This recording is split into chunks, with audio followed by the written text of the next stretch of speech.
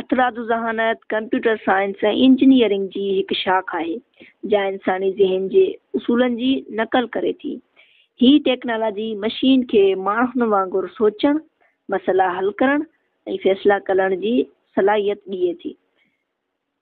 मस्नूई ज़हानत 1940 ईस्वी जे ॾहाके में डिजिटल कंप्यूटरनि जे ईजाद सां गॾु शुरू थी, जेके रियाज़ी दलील या डिजिटल ॿोली जे बुनियाद ते प्रोग्राम हलाए सघनि था। 1950 ईस्वी में एलन ट्यूरिंग हिकु मशीन जी ज़हानत वारे रवैये खे ज़ाहिर करण जी सलाहियत जो जाइज़ो वठण लाइ ट्यूरिंग टेस्ट पेश कयो, जो इंसान खां मुख़्तलिफ़ न हो। 1956 ईस्वी में डार्टमाउथ कॉन्फ्रेंस जे दौरान मस्नूई ज़हानत जो इस्तिलाह वाज़िह कयो वियो, जिते John McCarthy, Marvin Minsky, Nathaniel Rochester ऐं क्लाड शेनन जहिड़े अलम बरदारनि इंसानी ज़हानत जे नक़ल करण लाइ मशीनुनि जी सलाहियत ते बहस, मुबाहिसो ऐं तबादला ख़्यालु कयो। 1960 ईस्वी खां 1970 ईस्वी जे दौरानिया में इब्तिदाई हथरादू ज़हानत ते थियण वारी तहक़ीक़ अलामतुनि जी मदद सां वाज़िह थींदड़ तरीक़नि ज़रिए मसइला हल करण ते मरकूज़ हुई, जिन जे नतीजे में इलीज़ा जहिड़े प्रोग्राम हिकु इब्तिदाई कुदरती लैंग्वेज प्रोसेसिंग सिस्टम ऐं मुख़्तलिफ़ महारतूं रखण वारे सिस्टम नुमाया पेशरफ़्त कई। मस्नूई ज़हानत खे उमूमी तौरु 4 क़िस्मनि में तक़सीम कयो वञे थो। नंबर 1, रद्द अमल मशीनूं।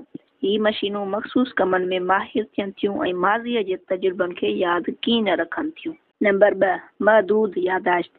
ही मशीनूं माज़ीअ जे तजुर्बनि खे मुख़्तसिर यादि रखी सघनि थियूं। नंबर 3, ज़हनी नज़रियो।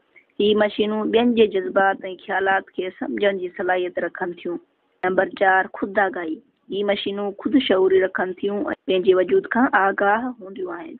मस्नूई ज़हानत जो इस्तेमालु मुख़्तलिफ़ शोबनि में थिए थो, जीअं तिबी मैदान, बीमारियुनि जी तशख़ीस ऐं इलाज जा मनसूबा।